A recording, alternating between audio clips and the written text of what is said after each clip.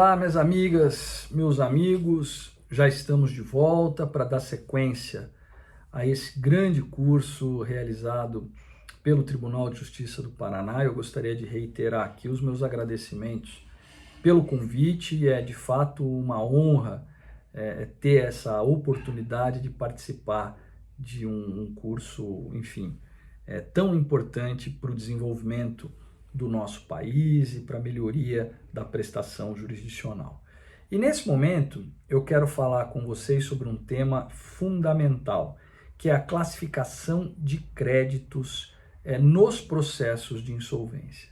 E aqui uma primeira observação importante. Quando nós falamos em classificação de créditos, nós temos que saber se estamos falando de falência ou recuperação, porque a classificação é diferente e porque as funções são completamente diferentes. Vocês já sabem que tanto na falência quanto na recuperação, o administrador judicial ele é responsável por organizar o quadro geral de credores, por classificar esses créditos, né? Mas com critérios e com objetivos diferentes. Na recuperação judicial, os credores eles são classificados em 4 categorias, né? Eles são divididos em 4 classes. Classes 1, 2, 3 e 4. Os credores da classe 1 são os credores trabalhistas e acidentários. Os credores da classe 2 são os credores com garantia real. Os credores da classe 3 são os credores quirografários, sem qualquer garantia. E os credores da classe 4 são os credores ME e EPP, microempresa e pequena empresa. Além esses credores classificados aí entre classe 1, 2, 3 e 4, são credores sujeitos aos efeitos da recuperação judicial. Mas nós temos credores que não estão sujeitos aos efeitos da recuperação judicial, que são os créditos posteriores à distribuição do pedido de recuperação, ou então são aqueles créditos estabelecidos ou previstos no parágrafo 3º do artigo 49 da Lei 11.101. Basicamente, são créditos garantidos fiduciariamente. É claro, não são só apenas créditos bancários, financeiros, de instituições financeiras, mas são principalmente esses no dia a dia. Na prática, quem são os credores titulares de garantias fiduciárias? Cessões fiduciárias ou alienações fiduciárias em garantia. São as instituições financeiras, embora isso não seja exclusivo delas, tá? Então, aqui na recuperação judicial nós temos os créditos não sujeitos, eles não são impactados em regra pelos efeitos da recuperação, ou seja, esses créditos não precisam ser renegociados, essas ações não estão sujeitas ao stay, né? O acordo feito entre os credores não vai ser imposto a esses credores específicos, porque esses créditos não estão sujeitos à recuperação. De outro lado, nós temos os créditos que estão sujeitos, e os créditos que estão sujeitos são divididos naquelas 4 classes, né? Trabalhistas, acidentários, garantia real, quirografários, ME e EPP. E por que na recuperação esses créditos estão classificados dessa forma? Porque isso é uma forma de organizar os credores para fins de votação do plano. O objetivo da relação de credores na recuperação é organizar a votação, o quórum de aprovação de um plano de recuperação. Porque na recuperação judicial os credores votam por classe. Um plano, para ser aprovado, precisa ser aprovado nas 4 classes, ou, excepcionalmente, pela aplicação do cram-down em 2 classes, desde que nas outras 2 onde ele não foi aprovado, estejam presentes alguns requisitos do cram-down, que não é o caso de nós analisarmos nesse momento. Por enquanto, é importante vocês saberem que os credores são organizados em classes porque eles votam por classe. Então, na classe 1 e na classe 4, os credores votam por cabeça. E o plano estaria aprovado nas classes 1 e 4 se mais de 50% dos credores por cabeça aprovarem o plano. Então, se eu tenho 10 credores na classe 1, 6 votaram favoráveis, ok, o plano está aprovado. Na classe 4 é a mesma coisa, independentemente do valor que cada um tenha a receber. O voto é por cabeça. Mas nas classes 2 e 3, o critério é combinado por cabeça e valor.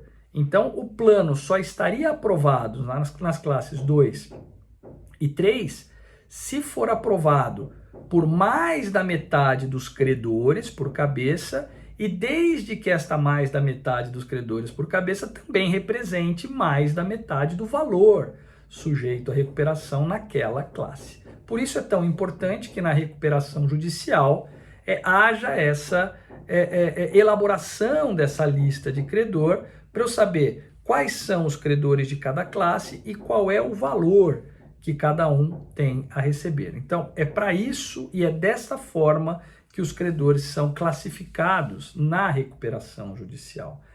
Notem que na recuperação judicial, as listas de credores não determinam prioridade de recebimento. O que eu quero dizer com isso? Quero dizer que quem está na classe 1 não vai receber necessariamente antes da classe 2, que por sua vez recebe antes da classe 3, da classe 4. Classes 1, 2, 3, 4 não determinam prioridade de recebimento. São classificações para fins de aferição de quórum de aprovação do plano de recuperação. Quem determina ou o que determina prioridade de recebimento é o plano.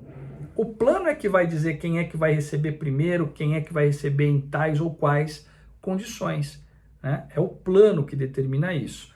A lista de credor apenas organiza e classifica os credores para que saibamos em qual classe ele vai votar e qual é o valor do seu crédito que será considerado para a votação.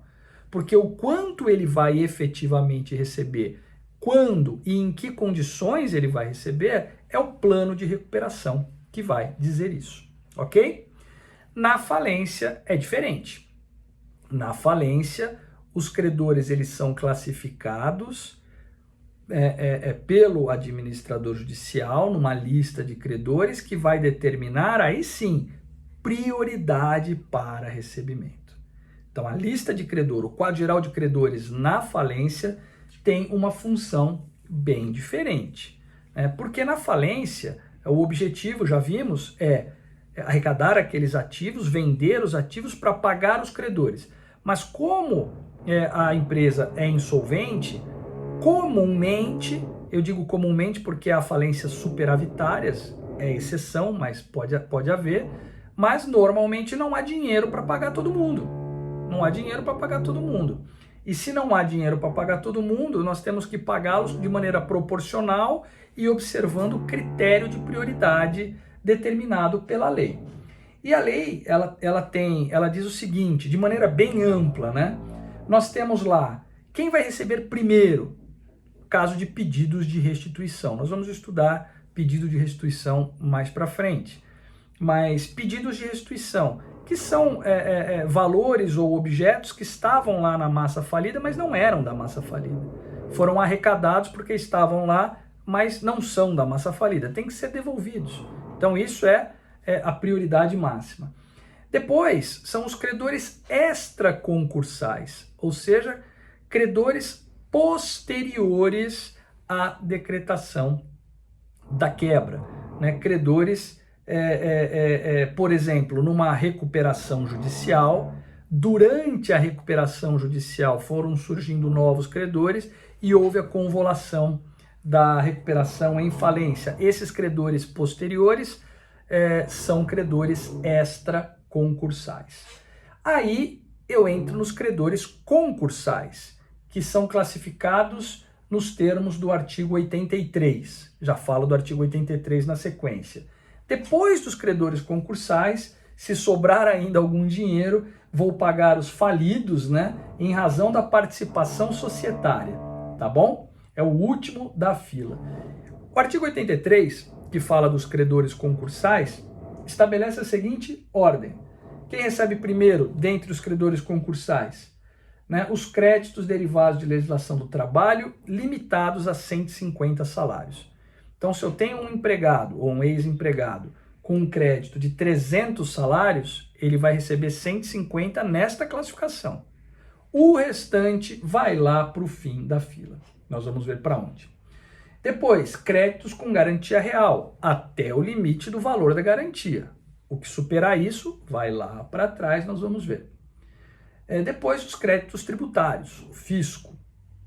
Na prática do dia a dia, normalmente quando chega aí na dívida fiscal, ninguém mais recebe para baixo disso daí. É uma falência, ainda que seja bem sucedida, para normalmente aí. Mas, em alguns casos, e pode acontecer, eu já tive alguns, né, se paga mais, né? Tem dinheiro para pagar, além dos tributários. Quem vem depois? Créditos com privilégio especial, né, que são aqueles previstos lá no artigo 964 do Código Civil, aqueles que sejam definidos assim pelas leis civis ou comerciais, aqueles cujos titulares a lei confira o direito de retenção, né, e, finalmente, aqueles em favor de microempresas individuais e microempresas, empresas individuais e microempresas, de EPP também, e, por fim, privilégio geral, né, que são aqueles definidos no 965 do Código Civil, aqueles previstos no artigo 67, parágrafo único também, e aqueles que serão definidos dessa forma pela lei civil ou pela lei comercial. Então, essa é a ordem de pagamento de credores. Depois dessa, ainda temos os credores quirografários, né, que seria o sexto, né, nesta ordem de prioridade. Quirografários são aqueles que não têm nenhum tipo de privilégio, nenhum tipo de garantia. E a lei diz que são aqueles não previstos nos outros incisos, né, são os saldos não cobertos, né, daqueles, ou seja, além de 150 salários mínimos, não passou de 150 salários mínimos, era trabalhista, virou quirografário. Passou do valor da garantia real, era garantia real, virou quirografário. Vem aqui para quase o fim da fila, né? Mas não é o fim da fila porque ainda tem mais gente atrás, por incrível que possa parecer. Quem são? O sétimo. Quem é o sétimo? Multas. Multas contratuais e penas pecuniárias por infração de leis penais e administrativas, inclusive multas tributárias, tá bom? Então é importante, na hora de se fazer uma classificação, identificar aquilo que é o tributo devido e aquilo que é multa tributária. Porque o tributo é o terceiro naquela lista de prioridade. A multa é o sétimo, né, aqui nessa lista de prioridade. E aí sim, o fim da fila, o oitavo na lista, são os créditos subordinados. Quais são? São aqueles assim definidos por lei ou por contrato, e são os créditos dos sócios e dos administradores sem vínculo empregatício, né? Então aqui no finalzinho da fila. Importante, o credor ele pode ceder o seu crédito. Então eu tenho um crédito, eu tenho direito a um crédito numa falência. Eu posso vender este crédito para alguém, né? Existem empresas que compram créditos em falência. São empresas que vão comprar esse crédito com deságio e vão aguardar o recebimento na massa falida. Às vezes eu não quero aguardar, preciso do dinheiro agora. Então essas empresas fazem essa compra. Só que se houver a cessão de um crédito trabalhista, ele perde essa característica trabalhista e vai ser considerado um crédito quirografário, ou seja, ele sai lá do número 1 e vai lá para trás, né, nessa lista de prioridades, tá? Antes de entrar nessa lista de prioridades, nós vimos tem os créditos extraconcursais. Eu dei um exemplo de crédito extraconcursal, que são aqueles que surgiram durante a recuperação judicial e houve a convolução. Mas existem outros créditos extraconcursais que estão definidos no artigo 84 da Lei 11.101, tá bom? Então aqui vocês têm uma ideia geral da classificação dos créditos na falência e na recuperação e principalmente da função e dos objetivos dessa classificação em cada uma dessas ferramentas.